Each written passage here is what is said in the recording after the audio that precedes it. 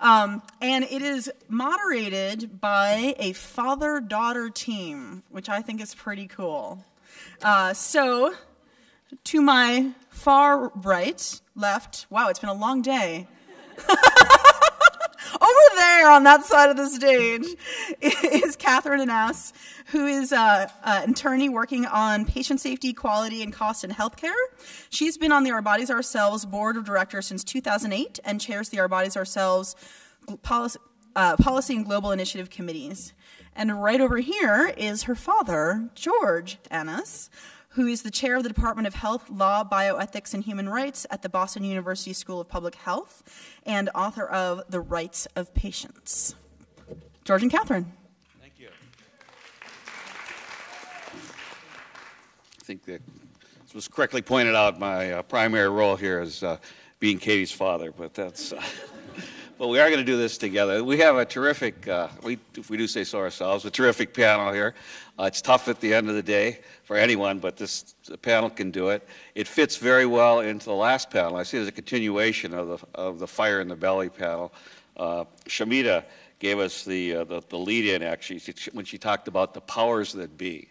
And what we're going to talk about is doing the work that we've been talking about all day, either enlisting the powers that be as allies or trying to figure out how to work around the powers that be on the issues of women's rights, equal participation in society, and what Our Bodies Ourselves movement has become, I think, which is part of a big part of the international health and human rights movement. So that's what the panel is going to be about. We're going to have each panelist, like the other ones, talk for about 5 minutes to introduce themselves, their country, and their work, and then we'll have a discussion. Katie? Okay, so I'm going to go ahead and just introduce our panelists, and then they'll go ahead and start their introductory remarks. So starting at the left of the stage is Renu Rajbhandari, who's a prominent human rights activist in Nepal, and who founded the Women's Rehabilitation Center in 1991.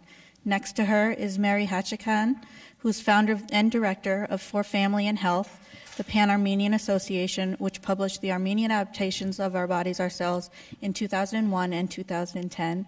Next to Meri is Codou, Senegalese activist for human rights and democracy based in Dakar, and the coordinator for the Groupe de Recherche sur les Femmes et les Lois, Senegal.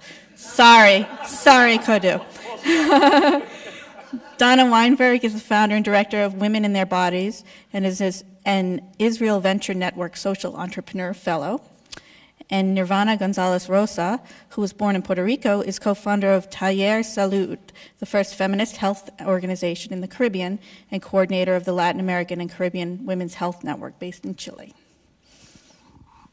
So, Renu. Okay.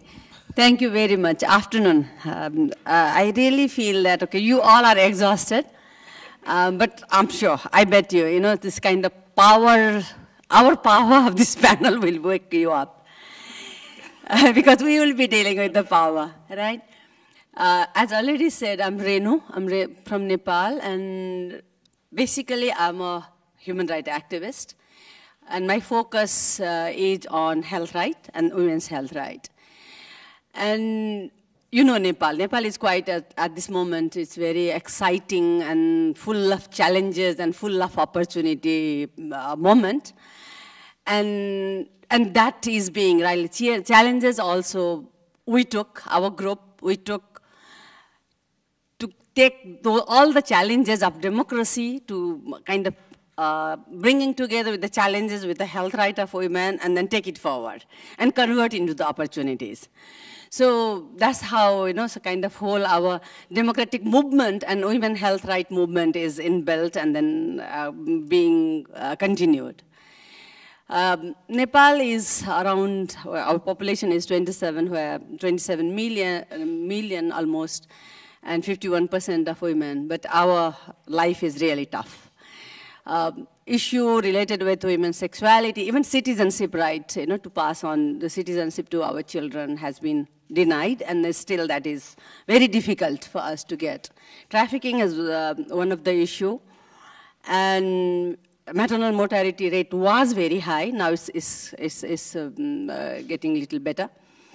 So in midst of all these challenges, another big challenge is Nepal is between India and China. And basically we have two ethnic groups, that is Indo-Aryan and then Tibeto-Burman. And that says a lot on women's rights issue. And Nepal politics has always been largely dominated, influenced by Indian politics and Indian culture and Indian economics.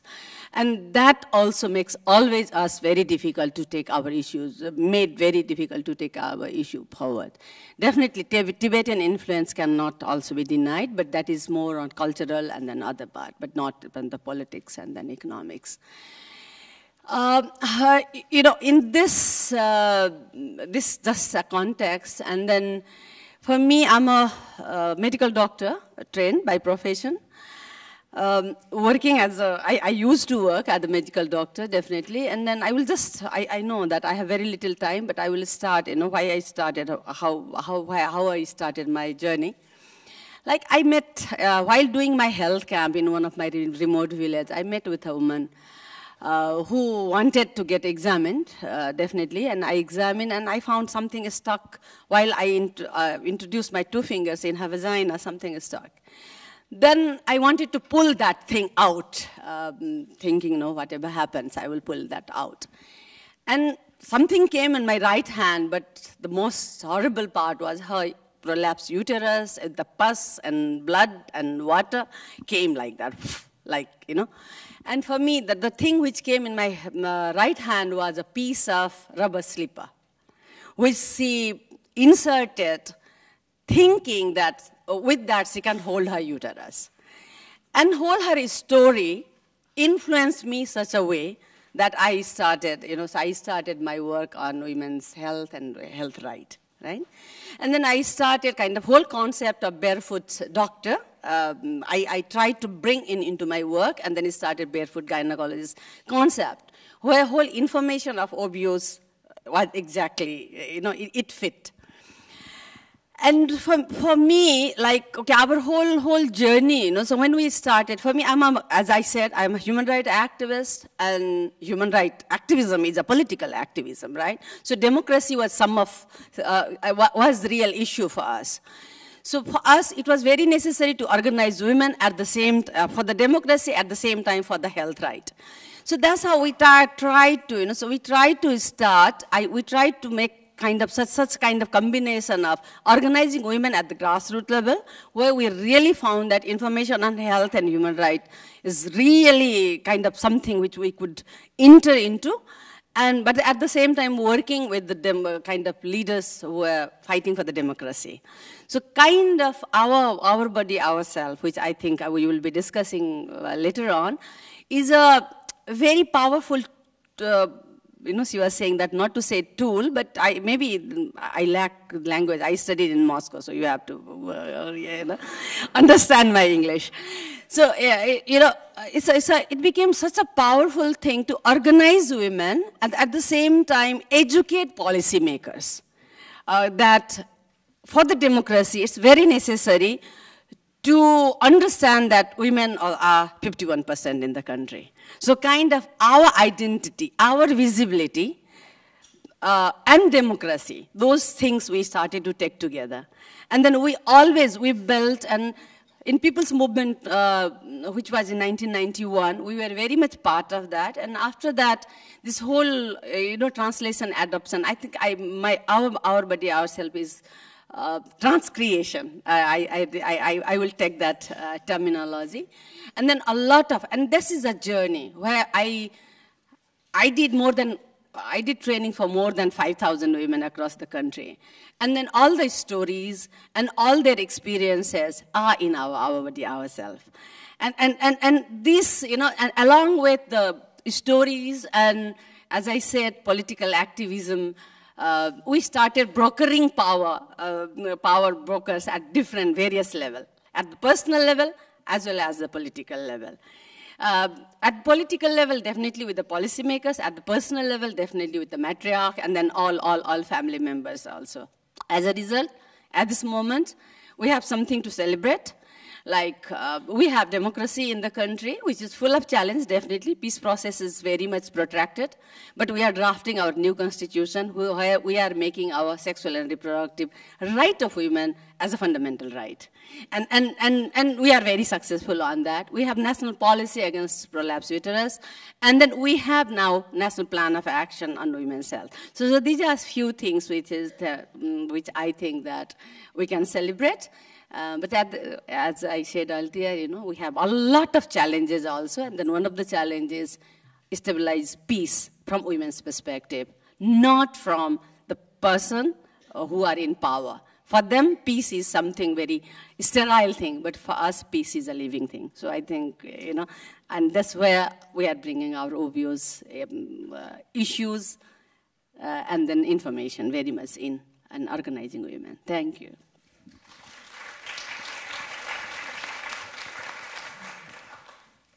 Hello, I'm Meri from Armenia. My journey to sexual and reproductive health started very long time ago when I was adolescent and didn't have any information what is sexuality, how baby is born. Then I became a physician and I was interested in reproduction, why some people don't have baby and others don't have, and this was my hobby. I enjoyed treating clients who are infertile, and there was period of time that there was queue of infertile clients who are coming to me and asking questions. And then I realized that, no, it is not the way to help them. They need something more. And this was the reason why I moved to the public health sector. Because there was lack of information, there was lack of access to high-quality sexual and reproductive health services. And I was lucky that in 1985, I was selected to participate in the WHO research training on reproductive health in Sheffield. And I found immediately differences in the healthcare systems, which were awful for me. And as a physician, when I came back, I couldn't see clients. When they wanted to, that I have made vaginal examination, I said, no, sorry, let us talk. And this way I start counseling, speaking with women. Why I didn't do examination? Because we used one glove and washed it, disinfected, and made vaginal examination. This is how physicians work in that time, and providers need for training, need for commodities, supplies, supervision were always neglected. And if physician will not work on herself, not try to learn, then it will be probably chaos, and the clients suffered very much from this. So, okay, this is short introduction.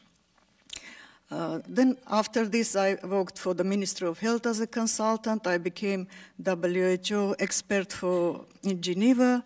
But when I returned to Armenia, I saw that I need to go to NGO sector. And together with my colleagues, we established NGO for Family and Health Pan-Armenian Association, which is now national advocate for sexual and reproductive health for all, and also high-quality service, sexual reproductive health service provider, working with respect to clients' rights and providers' needs, and we are proud about this.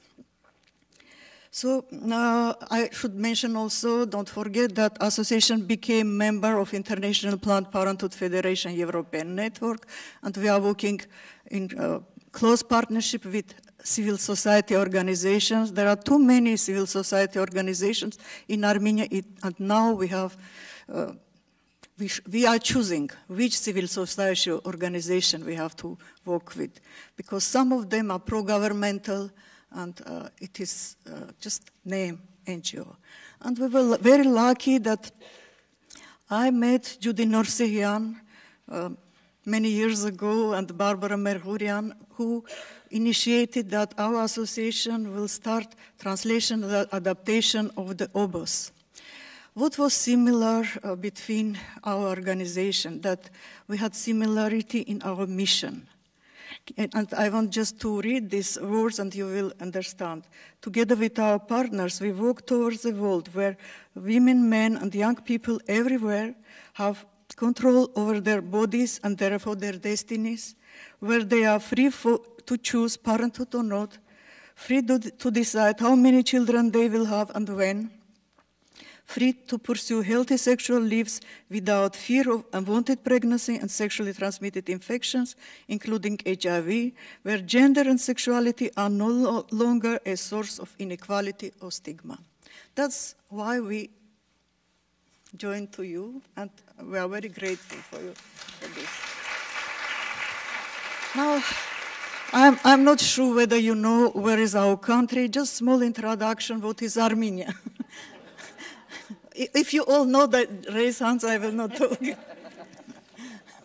Okay, I'm very happy. It is a very small country in South Caucasus with population 3.2 million people and 8 million across the globe who are our brothers and sisters who are helping Armenia, and without their support, our country will not survive in this difficult period of transition.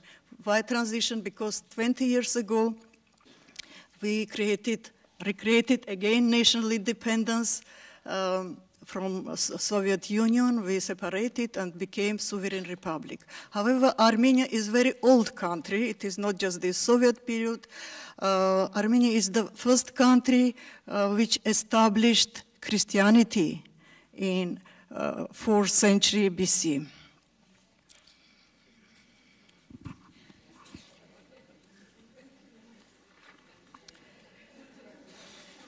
Now, what important thing which I wanted to say. We are now in very difficult period of economic transition, and this is at the time of global crisis. And the poverty level is very high in Armenia. According to the official estimates, it's about 34% of people living below poverty lines. That means $84 per month. However, in these $84, there are major parties which are extremely poor and very poor. Loss is $48, and here people survive only because of support from abroad, from their relatives. Now about cultural traditions and other social aspects without which you will not understand why OBOS is so important for us. Traditionally, children in Armenia, children, adolescents, and young people are very dependent from their parents. Even when they marry, they live with parents. And they live in small houses all together. And for most of lives, young people, adolescents, have message that you should not speak about sex. Sex is a forbidden issue. You never discuss with parents. Even with sisters and brothers, you feel ashamed to speak about. There is no sexual education, subject of sexual education is not introduced in schools. Teachers do not have knowledge and don't know how to speak with children if they ask some questions. So this is completely lack of information. Although during the last, I would say, 20 years, many things are changing to the good side, and people now learn much more, know much more. This indicated by results of the several surveys which were done 1994, 2001, 2005, 2009, and we see the difference. However, still cultural tradition and moral norms have significant influence on attitude towards women's rights. For example, a woman should be virgin before marriage. But for boys, that's okay, no problem. Premarital sexual relationship. And I know that once when we published one of our books, Sexual Hate ABC, one of parliamentarians put article in the newspaper, we don't need sex education. Our red apple is enough for us. Red apple, this is tradition. If girl is virgin, parents of boy give red apple to parents of boys, girl. So in such atmosphere we were working, and after publishing this Sexual Health ABC, which I would say that was mixture of two books, part from Obus and another part from Let Us Talk About Sex, which was published by Family Planning Association of England. And it was adapted to our conditions and was really very accepted by children and adolescents and parents also. But some political parties, just few words and that's it. Political parties created opposition against us. They wanted to close our association. They published articles because there was chapter about homosexuality. And other things I will continue later when I will have chance. Thank you.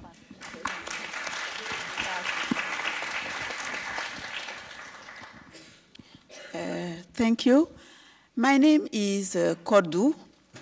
I come from Senegal, that is located in West Africa. I will start in giving you some information about the context of Senegal.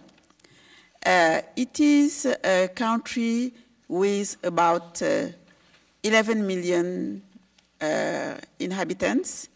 94% of the population is Muslim, and this is a very important feature in a woman's life. And the cultural norms are still very strong. And in addition to Islam and cultural norm, we have been colonized by France. And then we have also for example, the French Civil Code or some French cultural norm that also impact on the population, especially on women. The second aspect of our context is economic, with a very important level of poverty. We have been subjected to structural adjustment policies since 1981, and I believe that everybody here knows what it means, as it means limitation in the funding of education and health budget, and this plays a very negative role on women's health. I would like to give you some figures. For example, in Senegal, there is only one midwife for every 5,200 women. There is only one medical doctor for every 13,500 people. The maternal mortality rate is 400 deaths for every 100,000 live births. But this is the average situation, because these figures can be worse in rural areas. This can explain why I am very much personally interested in women's health and women's reproductive and sexual rights. When I was about 15, I noticed that when we went back to school, it was in high school, several girls would be missing because some would have been married during the holidays, some would have become pregnant because they were married, or because they were unwanted pregnancies. And some were dead because they delivered in places where health facility did not exist, or because they had abortion, unsafe abortion, and they died from this unsafe abortion. So all my adolescence and when I was a young adult, these facts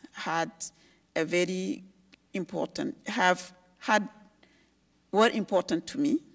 And there was also something personal, is that I have one child, and she's a daughter, in a society where women are valued when they have many children and when they have boys.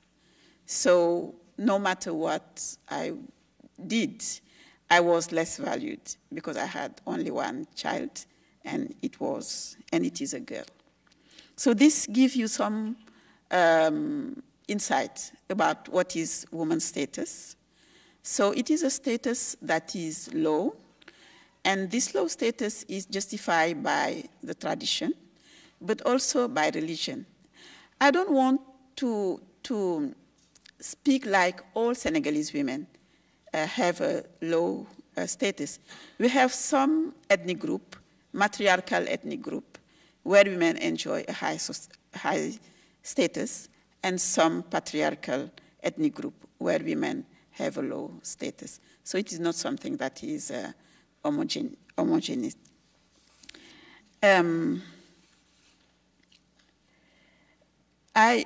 About our book, the title of our book is Notre Corps, Notre Santé. That means our body, our health. And it is a book for the health and sexuality of women who live in sub-Saharan Africa, in French-speaking countries. It is a book that deals with health issues, but also deals with other issues like power relations within the family, not only power relations between men and women, but also power relation between the group of women, like younger women and older women. And it also speaks about sexuality. And the book is the first book to speak about sexual orientation, to speak about homosexuality. The aim of the book was to provide information to African women. If you remember what I said beginning my presentation, is that a lot of women die. Most of them die because they have no information about their bodies, and because they didn't go to school, or because they don't have enough money to go to health facilities, and also because the doctors are so arrogant. They despise women, and they despise poor women. When I say these doctors, I'm talking about male as well as female doctors, because the class issue is a very important issue in the society where I live. So it was very important to bring information to women, to bring information to younger women who really needed it to understand their body and to have some control over their life, their health life, and their sexual life. We wanted also to highlight one aspect, that human rights could be applied to health and sexuality. And this is an important part of the book, and this is an important part of the work we do at the local level and also at the regional level. Now I want to speak about what my organization does. When Catherine presented it, she said that it is the Groupe de Recherche sur les Femmes et les Lois au Sénégal, that is the research group on women and laws in Senegal. We are member of a very important network called International Solidarity Network of Women Living Under Muslim Laws. That is not a religious organization. It is an organization that defends women's rights when these rights are violated on the name of religion or customs.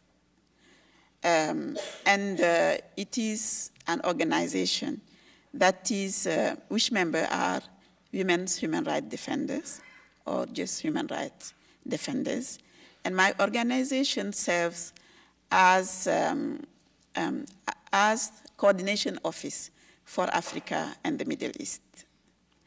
And the issue of sexuality and health is very important in our region and in my country, because there is a rise of fundamentalism, on religious fundamentalism as well as cultural fundamentalism.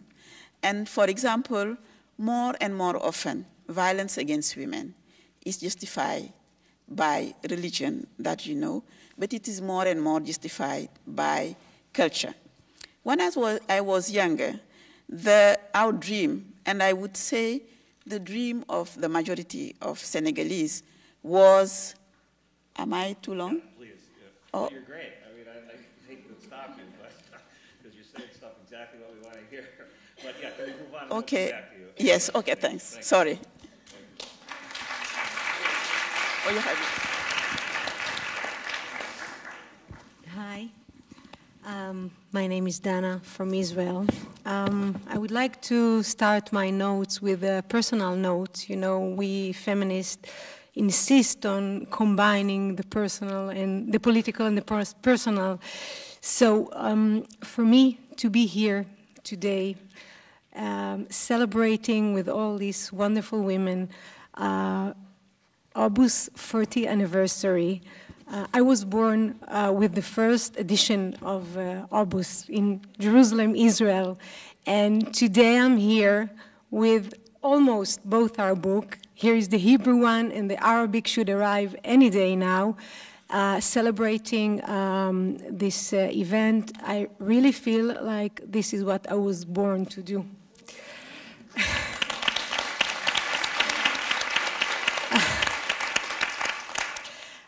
I come from Israel, a very small, warm democracy in the Middle East. It's a young state, relatively young state, with a very wide range of ethnic and religious diversity. We have Jews that gathered from many countries around the world, and Muslim and Christian Palestinians living all together. And Israel is a democracy with very high advanced medicine and technologies. Yet, when it comes to women's body, women's health, and women's sexuality, a very poor state appears. And that is why we decided 6 years ago to establish Women and Their Bodies in the spirit of Our Bodies Ourselves.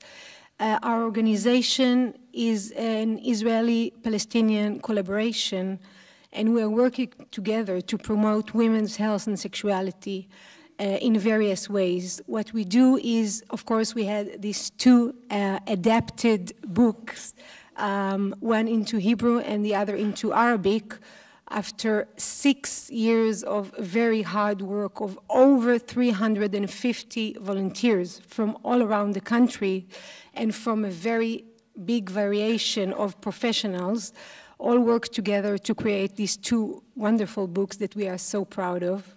In addition, we have an online information center which gives additional updated information for women.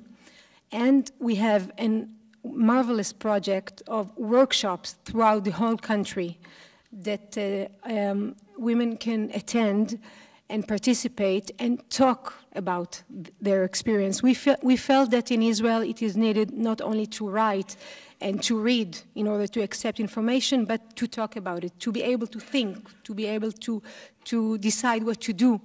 So therefore we had this marvelous project of workshop throughout the whole country. It takes place in Hebrew, in Arabic, in Amharic, we have Ethiopian groups, and in Russian, where women sit together and talk about their menopause, their body image, their sexuality, their ability to navigate the health system, etc., all those issues that are problematic for women in Israel.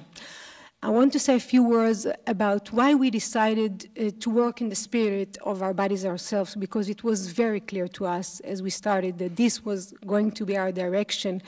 I think what is very clear to me is that there is something very, and I felt it throughout this whole beautiful day, something very universal in the spirit of Our Bodies Ourselves that really spoke to our hearts.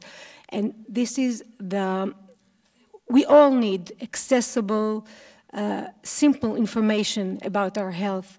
And the spirit of Our Bodies Ourselves combines information, professional information, and personal narratives, personal stories and voices of women. And I do believe that for each and every one of us, to be able to learn from both direction or both kinds of knowledge is a really empowerment experience. I can say that for me, to read in this book the experience of a deaf woman, although I'm a hearing woman, a deaf woman giving birth with a sign translator, or to read Anna Frank, a Jewish girl that her diary, parts of it we found was describing the parts that were censorized, describing her thoughts and exploring her body and thinking about her sexuality in her hide and seek from the Nazis 60 years ago. For me to read these kinds of experience, and many more, of course, really opens my eyes and enables me to think otherwise and to do. And I feel that this spirit is very important. This spirit is what united us. And Israel is, as I said, on the one hand, a very highly developed academic medicine society, yet so many things about Israel, about its very complex combination of religious, political, social situation, created some very problematic issue regarding women's health, and especially women's freedom of choices. For example, one of the most obvious thing in Israeli society is the issue of fertility. Fertility is something that is, the state puts a lot of resources and a lot of knowledge towards advancement of Israeli women's fertility. Israel is the world record holder in assisted fertility treatment, IVF, etc. It is funded by the state, and yet there are no contraceptive in the health basket. None of them are being subsidized by the state. The health of older women after menopause is very much neglected and less subsidized. And many other issues are being pushed aside because of the importance of fertility. The importance of fertility is very much, from my point of view, a political, demographic issue. So many problems occur, and women's ability to perform abortion is limited, women's ability to use contraceptive. There is a lot of issues regarding body image in Israel.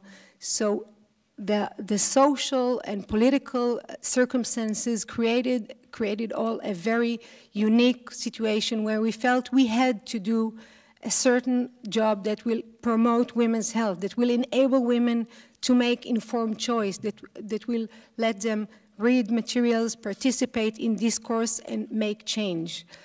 Our work as Palestinian and Jewish women was inspiring. We, as Rada, my associate here, described earlier, we worked together and we worked apart. When we felt that it will be useful, we worked together. When we felt it will be more useful to work apart, we worked apart.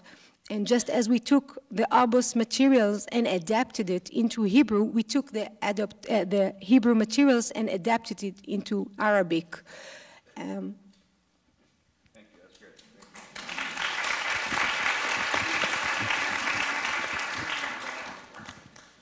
Hello. When I was asked to say in 5 minutes the actual context of a whole region, I opened my eyes like this. and I said to them, remember there are many sub-regions within a region. In the Caribbean, we have 4 kinds of Caribbean. Then we have, in the rest of Latin America, we have Mexico, we have Central America, we have Andean region, we have Brazil, we have the South Cone, etc. So we agreed that I will talk a bit about the context of the women's health movement in our region. What happened then when Obos came into our life, nuestros cuerpos, nuestras vidas, not Obos, nuestros cuerpos, nuestras vidas, the Spanish version, and what is going on now. okay? And first of all, I want to acknowledge that I wouldn't be here and then I wouldn't be part of this movement if two great women that are here today, Eugenia Cunha and Carmita Guzman,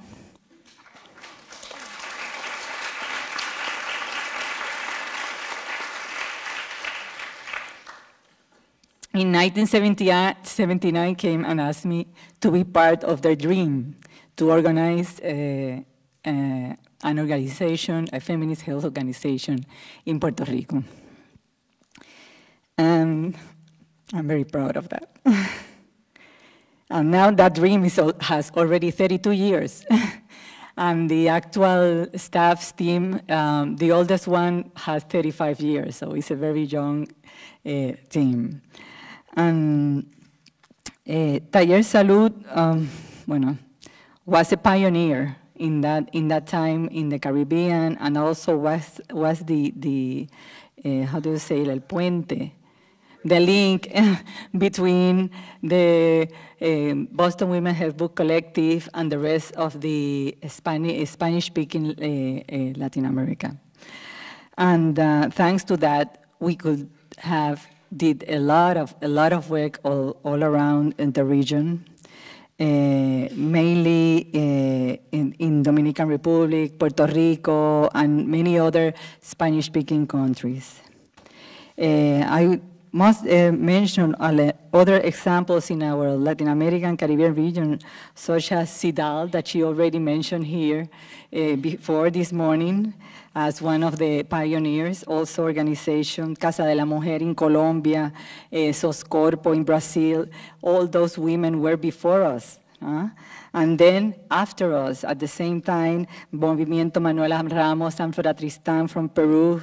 And after, at the mid of the 80s, it came out the Latin American Caribbean Women's Health Network that I'm coordinating now.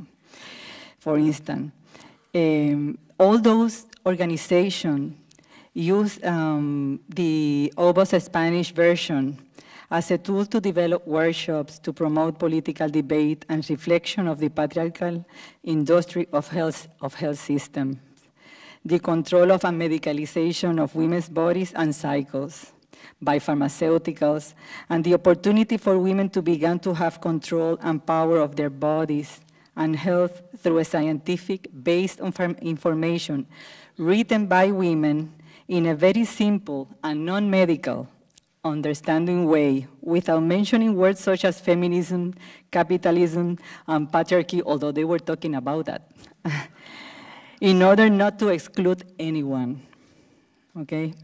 It was like having an intimate conversation with other women while reading it, with so much respect to understanding and to individuality and diversity at the same time. It was our Bible, as Billy Avery said this morning, but I prefer our encyclopedia because I do not refer to the Bible for anything. So, the kind of information, testimonies, and illustrations that were in nuestros cuerpos, in nuestras vidas, at the 80s were not found anywhere else. As such, it became a first resource consulting reference by most women within the feminist and women's movement for women's health and rights and beyond. And it was also consulted by many other women. Examples of the workshops and activities that were developed by them using the contents of Obos or Nuestros Cuerpos, Nuestra Vida was the famous self-help for vaginal exams workshops, for instance, reproductive health, doctor-patient relationship, remember? And how to change that power relation. Another big challenge that we had in Puerto Rico with other women's movement that was brought up by this book was to convince to other feminists that that women's health and body was also a political issue. They didn't consider that a political issue on the 80s. And not only a healthcare systems issue, or a private issue between doctor and patient. And that took us a lot of time, almost 20 years, to change that kind of thinking. Actually, the Latin American Caribbean women's health movement and speech and strategies has evolved a lot so far, becoming the struggle for sexual and reproductive health and rights the most stronger and political one in the region, okay? The right to safe and legal abortion, for instance, free access to contraception, comprehensive sexual education, are becoming stronger claims as human rights. But also, our discourse is also a citizenship and democracy issues, because our bodies are our first territory to exercise our rights. Without bodies, we don't have rights. Without rights, you don't have bodies. You don't have. So there are no human and civil rights without a body. So if I cannot exercise decisions concerning my body and sexuality, of what democracy we are talking about?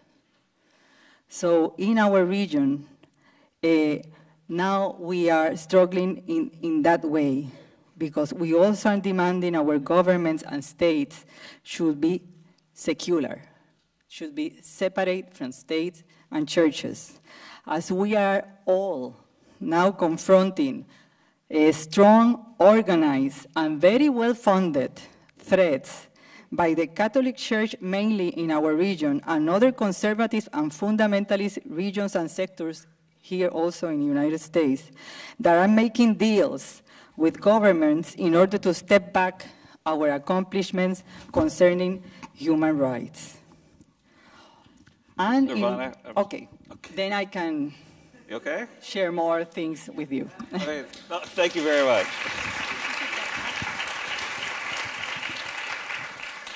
Thanks, Catherine, I Nirvana. suggest we go straight to the audience. Okay. Your call, though.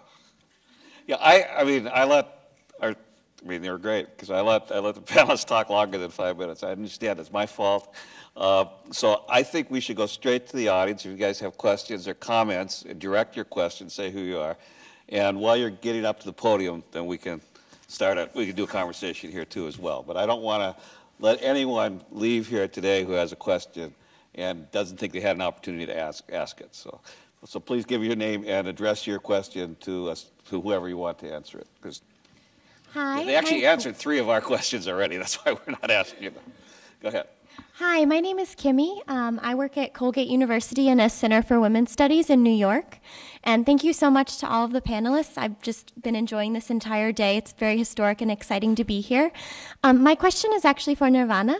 I'm really passionate about the Latino community here and in many other countries. And you were speaking to the fact that even you found it hard to speak to all of these different countries and regions. And so I was actually wondering if you could speak about what are the benefits and challenges of having one book for all of these different regions in the Caribbean and South America, Central America. What do you see as the benefits and challenges to that? Great question. Yes, absolutely. Okay. Okay. It always have been a benefit because it promotes movement building all over. We have maybe the advantage that most countries in our region speak English and speak Spanish. Very small countries in the Caribbean and the Guyana speak English, but the biggest one speaking is Spanish, except for Brazil, of course. But even in Brazil, could read in Spanish. You see, so. It was, I must say that when Obas or Nuestros Cuerpos de Vida came into the lives of women in Latin America, it was the decade of dictatorships, okay? That is important to acknowledge because in that time, it was so much repression of any kind of information, particularly sexuality, reproductive rights, forget it. O sea, everything was illegal to talk about it, very repressed. So when that the book came into the women's life, it promotes. Everyone felt so motivated to organize around the issues that they read in the book, that it was so fascinating. That's why. The Latin American Caribbean Women's Health Network organized in 1984, because by the mid of the 80s, there were so many groups and organizations around the whole region organized around the women's health issues that for the first time, most of them read it in that book, that it was a whole movement, a very strong movement going on, you see? But although many countries today have left-wing or progressive countries, governments, the reproductive health and rights issues, particularly the right for safe and legal abortion and to depenalize abortion, is always the issue no one wants to address. You see? Even though, you know, even with women presidents, you know, the women president did not want to address that issue also. Meanwhile, in poor indigenous women keep on dying because of the consequences of safe abortion. Thank you. Thank you. Go ahead. Buenas tardes. Good afternoon, everyone. Esther Shapiro, I had the honor of working on the Latin American and U.S. transnational edition, Nuestros Cuerpos, Nuestras Vidas. First of all, I want to thank all of the global panelists who have made the great effort to speak to us in English without translation.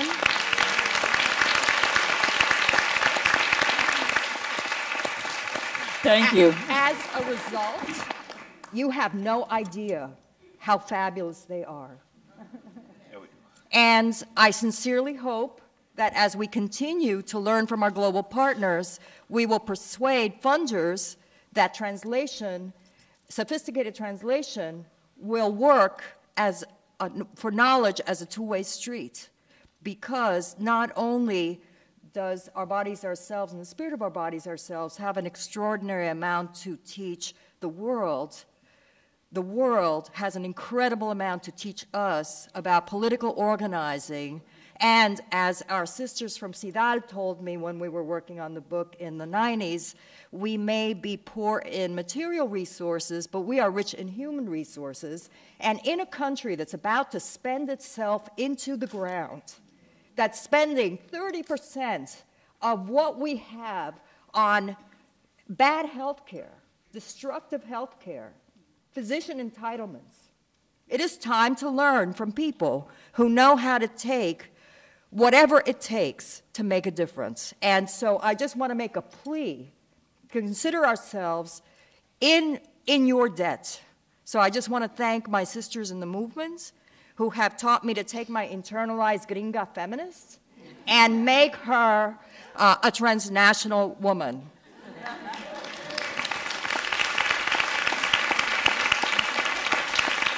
Let me tell you something, border crossing is a bitch, especially when you live as an immigrant, transnationalism from below.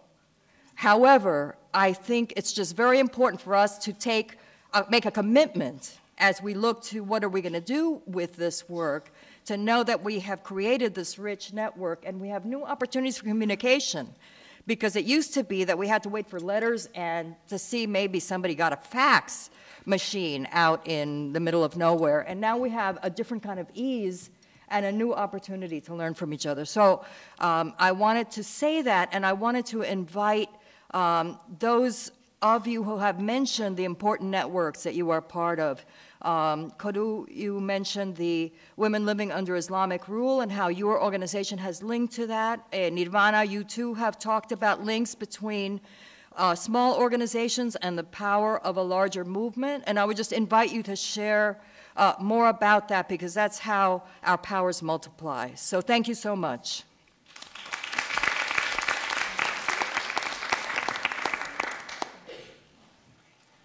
Hello, my name is Zohar, and my question's for Codou or anybody else that can speak about this, but I know you mentioned it, having this text be the first one to include sexual, or can you hear me?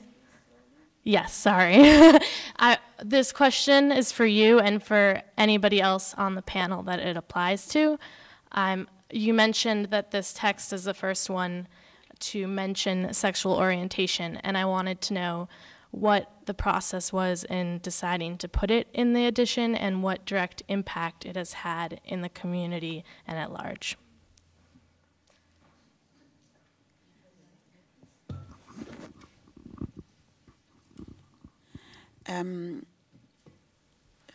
When we decided to to speak about sexual orientation, I think it was because most of us attended the Beijing conference.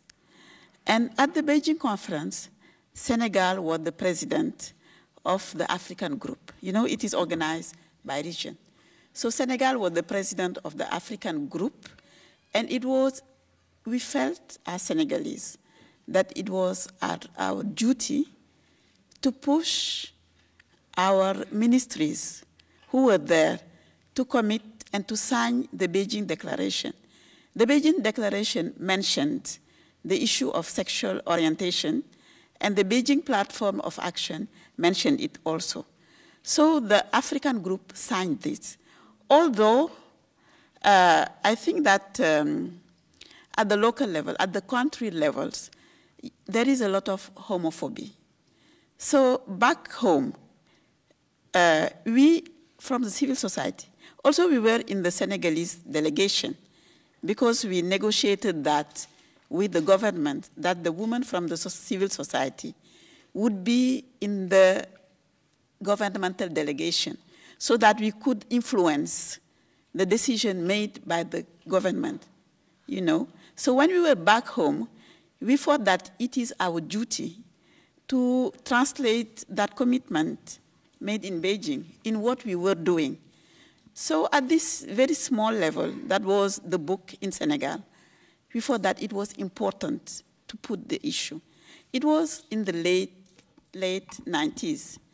And then now we see that we are very right, because there is a lot of homophobia everywhere in Africa, even in countries like mine, in society like mine, where homosexuality existed.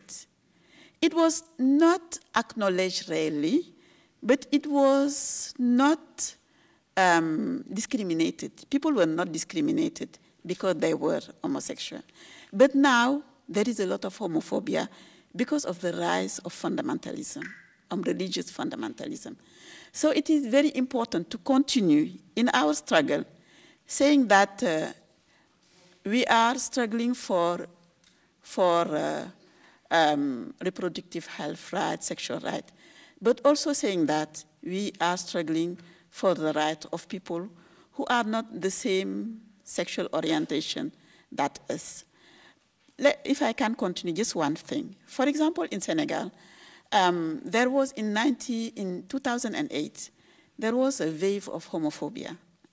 And I wrote a paper because we were also having elections, and the fundamentalists wanted to run for the elections, and they needed scapegoats. So they just took, it was a very, very insignificant as issue of gay getting married.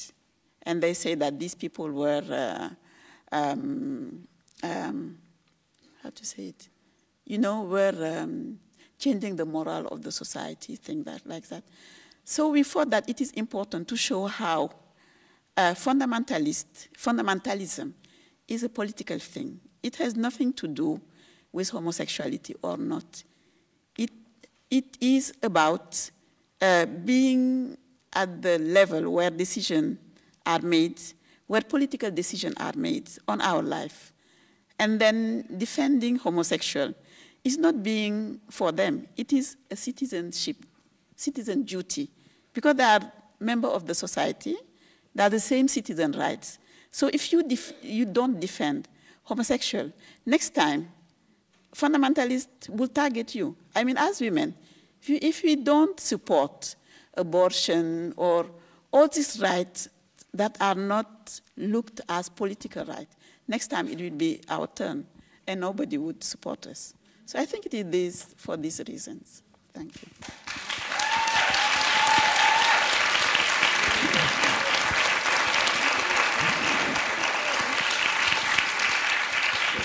Go ahead. Yeah, actually, I wanted to add on that, one of my first training, which we did, we started with 22 women. On 7th day of training, 12 out of 22 dropped out. And that day we were discussing on sexuality. We were talking about clitoris, sexual pleasure, and all. And I was blamed like, okay, I'm trying to convert all women into lesbian. So that was the blame. It was on me. And believe me, all human rights activists also were against me. They were saying that, okay, untimely I'm trying to promote the issue, which is not an issue in the country. But with the process, with the process of our discussion and then work, and process of, again, I will try to put the whole issue of democratization of the country also. So when the process of democratization is started, then Groupe started to talk along with us. And our one group, we call that fabulous group, Blue Diamond Society, this kind of self-representative group got formed. And now we raised up to the level that we have a gay parliamentarian, and then, no one thinks that, okay, we are saying something which is not acceptable in the community. And then we can talk, and we have introduced, and that is being discussed. So it's a kind of process, but someone has to dare and then take it forward. So this just I wanted to share.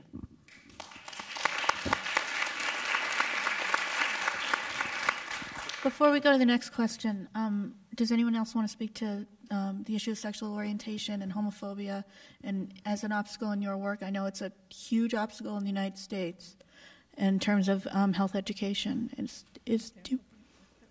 Homophobia and discrimination against gays and lesbians?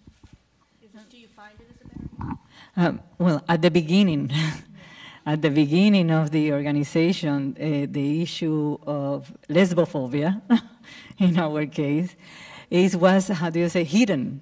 But it was a claim that lesbian colleagues always bring it to us, It's not only that we are part of the organization, it's also to visualize our particular needs, particular sexuality, and so on, so on. But at least in our region, that has, fortunately, has evolved a lot. Now, not only we're allies, we are almost on the same movement, claiming for the same rights, because we are claiming about human rights. So they are in our rallies, we are in theirs. It's beautiful. One of the strategies we are doing in the region for about 10 years is we are having a campaign for an Inter-American Convention on Sexual Rights and Reproductive Rights. And both groups are in this effort. We also have a document, and when I may say convention, I am meaning a convention such as CIDO, or Convención de Belén do Pará, as a political instrument in order to governments sign it. So the campaign is working on to bring governments to bring that, because it's got to be a number of 30 or more countries to bring it into the United Nations to be approved as a convention. So that's a very good example of how both movements have been brought together, came together in order to struggle for sexual and reproductive rights as human rights.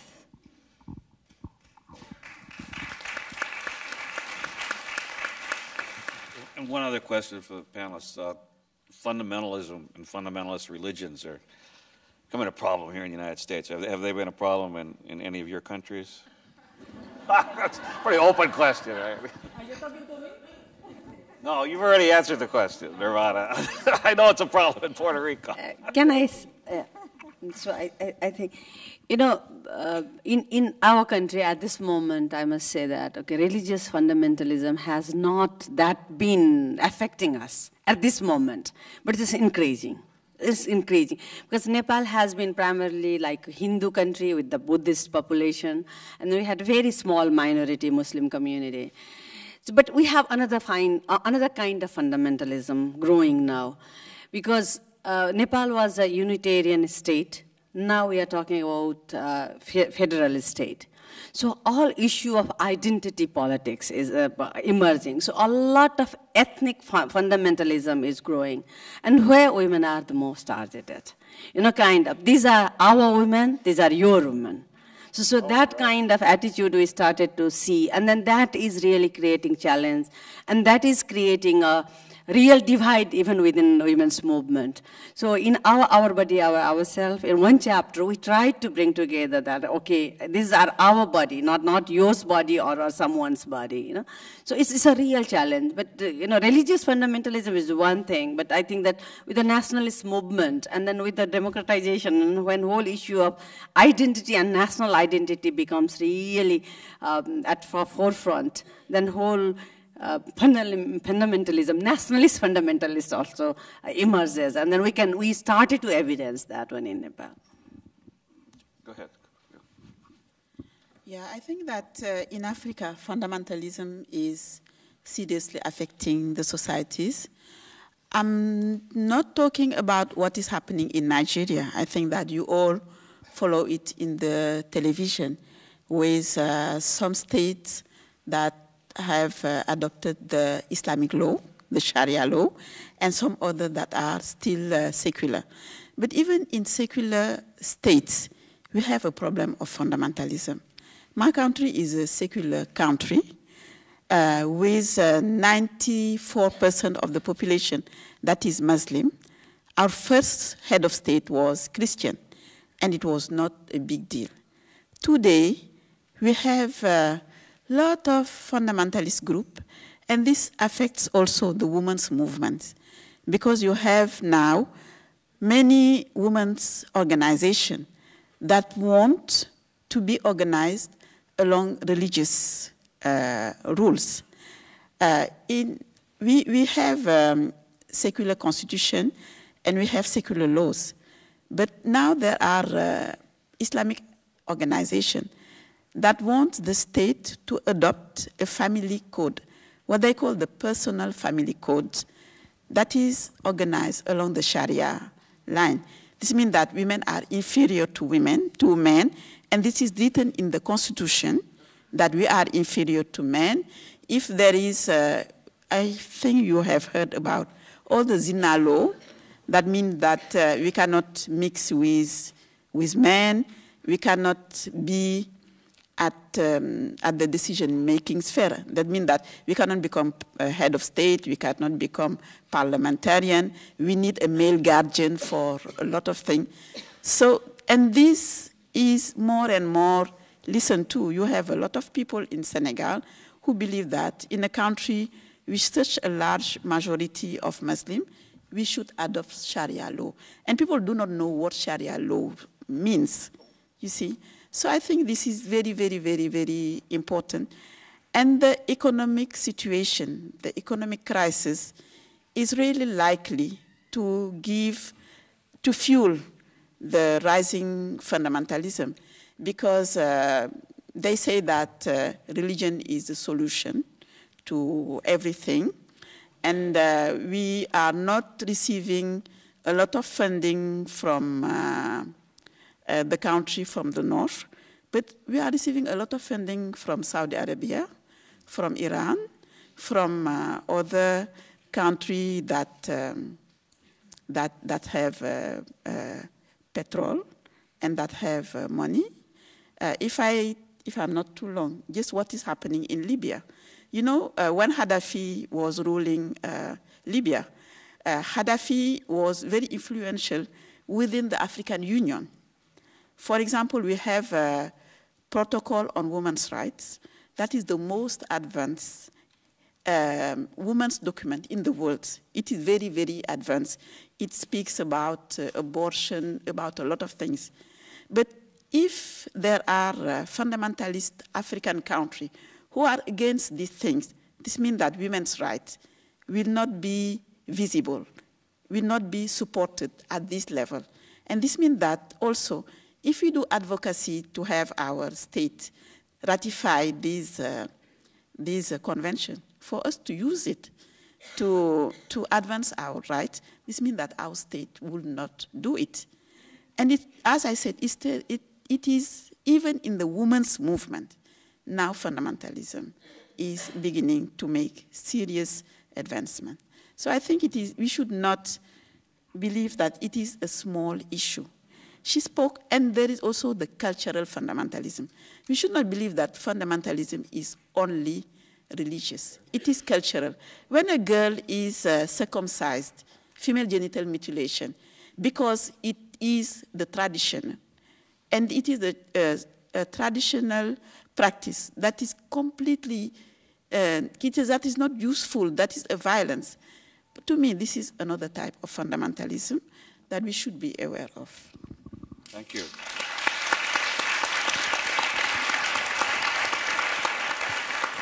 Go ahead. I'm sorry. You've been standing there a long time. I apologize. Oh, that's all right. I've learned a lot from what's been said. My name is Abby Schwartz, and I'd like to congratulate all the people who've come from around the world and who've worked so hard. I mean, I tear up whenever I think about it, like now. But anyway, my question is this. I'm concerned about people, about women in any country who are illiterate, young girls and older women, and I see that as a huge problem. And you know, what we're all talking about today is a book, right? Not everybody knows how to read, and not everyone has access to the internet, so one can't see videos and so forth and so on. And I'm wondering what imaginative methods any of you have come up with to include illiterate and poor people in this discussion, because if they don't get this information, we're really one step forward, two steps back.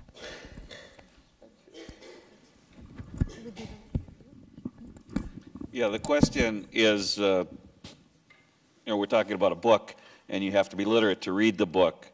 Do you have any other methods to get to poor women who can't read? Sure.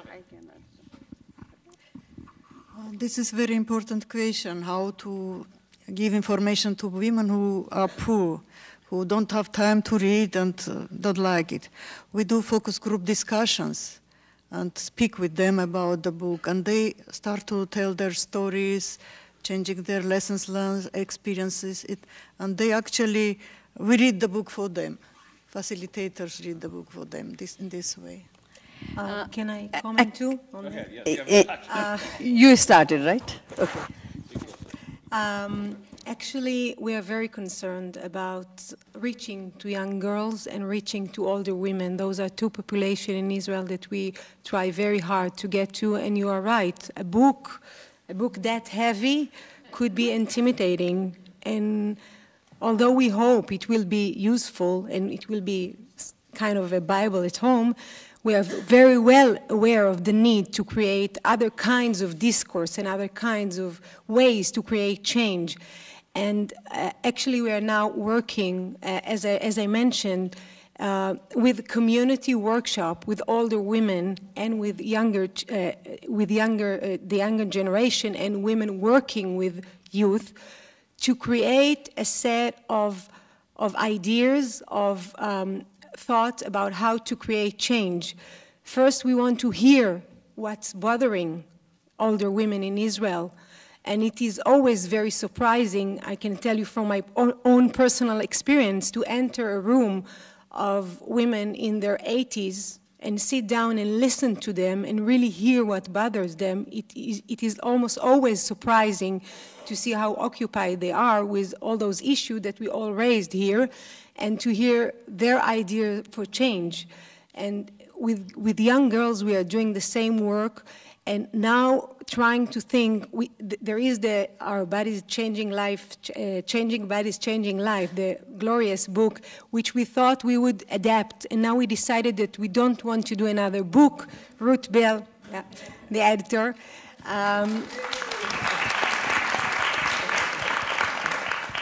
we decided that our strategy won't be another book for young girls, because Israeli girls are very much online and Facebook, both Arab and Jews young girls. And what we want to do is we want to create several kinds of online information centers, blogs, places where young girls can react, kind of what you just spoke, Dana, this morning.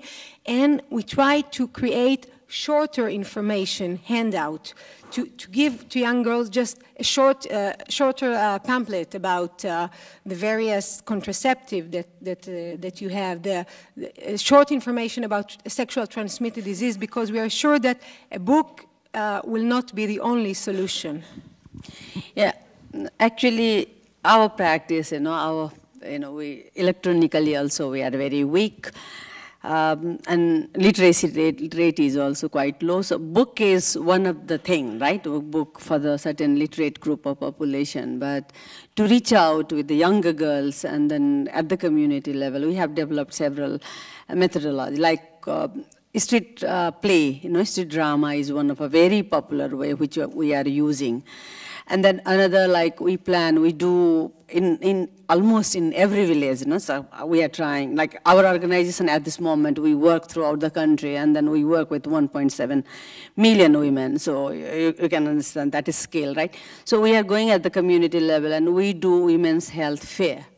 So open air kind of fair, and we have, series of, we have developed drawings and then discussion in pictures and in other forms which we disseminate.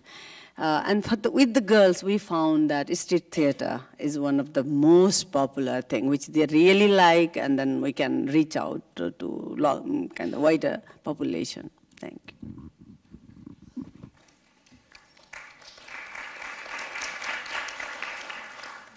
My name is Erica Siegel, and I just want to name a problem that needs to be known by more and more people because it's a women's issue. Specifically, the issue of violence against women in the Congo as connected to the mining of minerals, specifically to be used in our cell phones and in our laptops and so on. I saw the play called Ruined. There was a Verizon spokesperson who was participating in a Q&A, and he said, talk to Verizon, talk to Apple. And I believe that it's not just those companies. This has to be addressed. PRI's The World talked about it last week, and you can Google it. I don't have enough details with me today, but it's a real problem.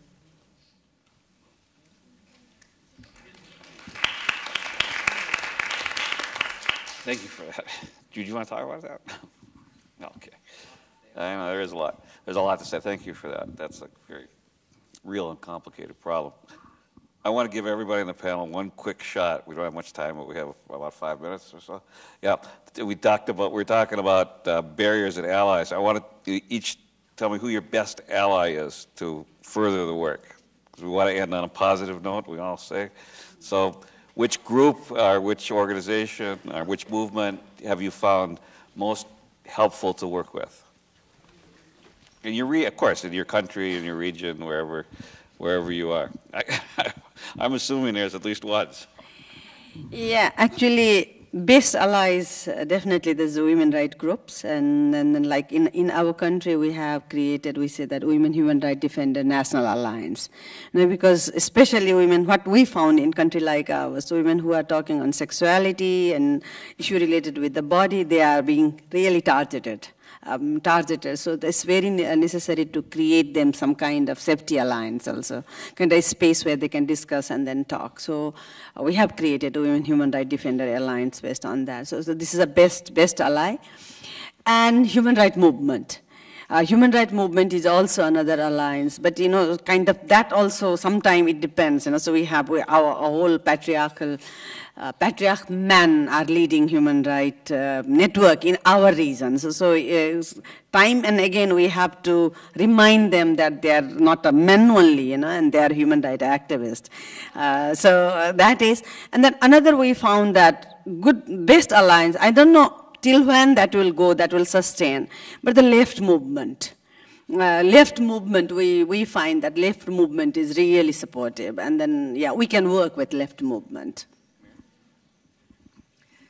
We have alliances at local level, community level, regional level, national level, and international level. I would say that civil society organizations which are working in sharing our missions, our best alliances, and when we work together, it's much easier to achieve changes in legislation, to achieve decisions of the government which we want for helping our population. But among international alliances, which for our organization are very important, this is OBO's Global Initiative.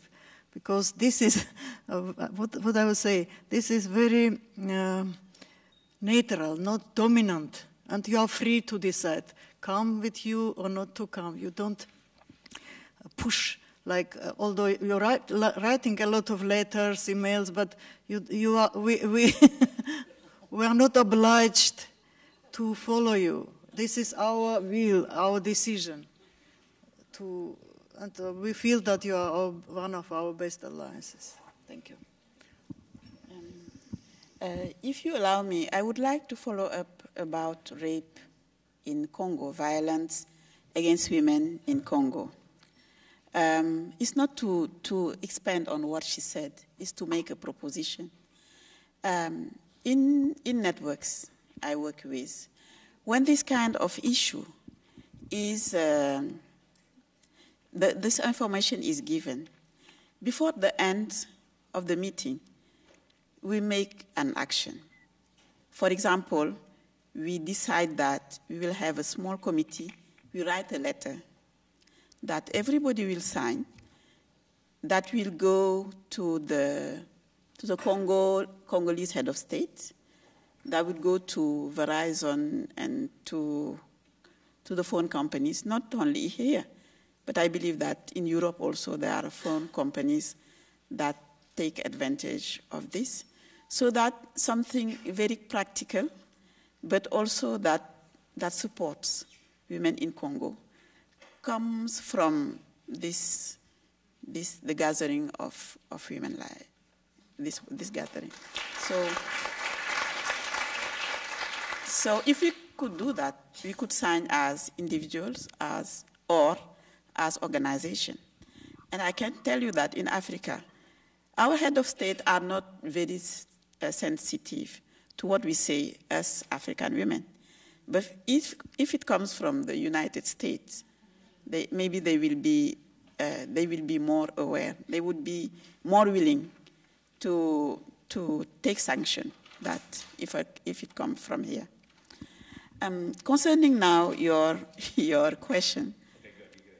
Yes. Concerning your question, we have allies at the local level, and we have allies at the regional level, because it is very important to work at the regional level. And there is an African Feminist Forum in Africa, where the issues of women's reproductive health and sexual rights is something that is very, very important. So we work in this forum to develop ideas, because we want a concept and ideas that fit to our regional context. And then we want also to support each other at this level, at this regional level. And at the national level, we work with human rights organization. And this is important because in many African countries, human rights organizations believe that human rights is economic rights or political rights. They don't think that rights linked to health or sexuality are real rights. They think they are secondary rights. So we work with them to make them aware that these rights are as important as right to food, but also we need their support if we are carrying actions aiming the government to make changes. But our real allies are at the grassroots level. They do very, very, very good job. And what we try to do is do a lot of training. My organization is very small, but we think that we are in the Senegalese women's movement. I'm not saying the feminist movement, just the women's movement. And they know what we can bring them, and we know what they can bring us. So we try to collaborate. We can do training. We can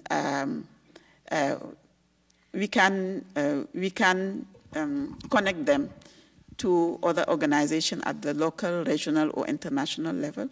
So we do that. And then we also, when we need petition or when we do advocacy protest march, we are sure that the women's movement will be with us.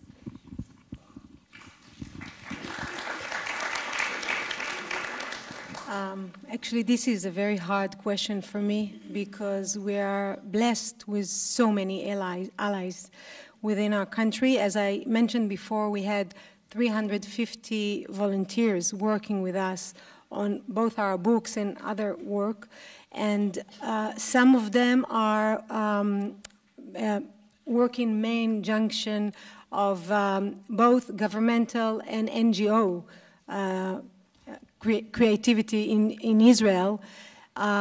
We are the only organization, Women and Their Body, the only organization in Israel that is dealing specifically and exclusively with women's health, women's sexuality, yet we are surrounded by many allies working towards the advancement of women's status in Israel, women's legal status, women's economic status, and we work with many of them. Some of them wrote or helped us write the chapter Violence Against Women, the emotional well-being chapter, the chapter regarding navigating the health system, organizing for change. All those chapters were written with our allies. And of course, I'll have to join Meri with mentioning the Obus, both here in Boston, which were our ally from the very first minute, and it is really not understandable and very touching from our point of view. And both the global network, Miho, my associate from Japan, mentioned their work when they tried to put a word in Japanese to female genitalia.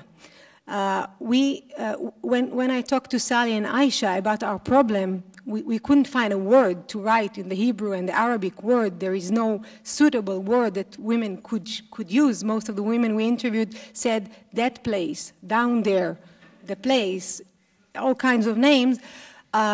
We got a lot of inspiration from the work that has been done in Japan, and we went around all Israel in our workshop telling Israeli women, listen, the Japanese women found a word. We can do it as well. And that is only one example. 3 weeks ago, an Israeli woman traveling to Thailand called me. She wanted to have an abortion, and she was so confused and lost. I immediately contacted Aisha, which contacted me, to my associate in Thailand, which helped her. This was so moving, the idea that we are we are sitting here, and we are actually around the world, and it has so many implications, so I won't pick one.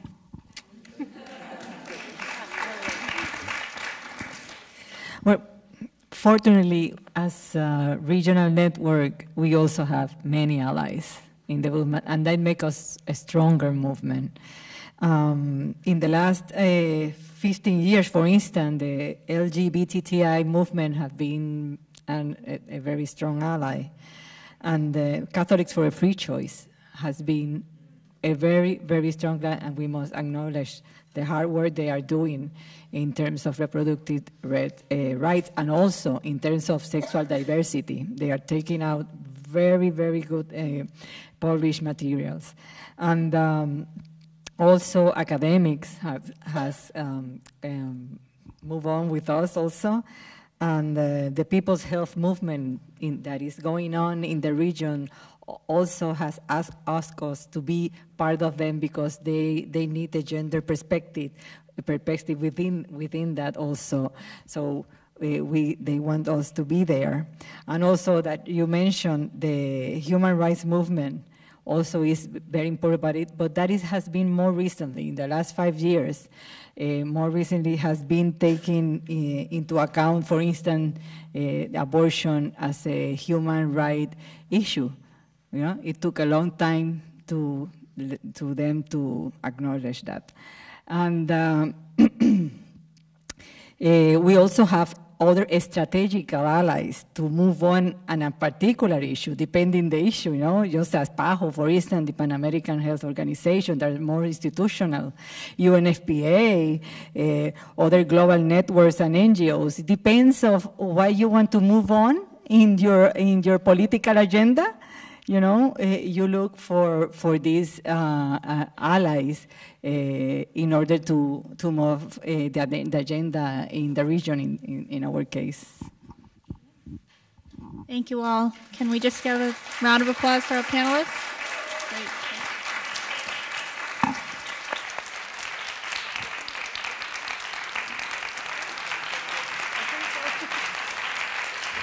Thank you, all of you, so much. Can we have a round of applause for all of the speakers today so far? Just unbelievable.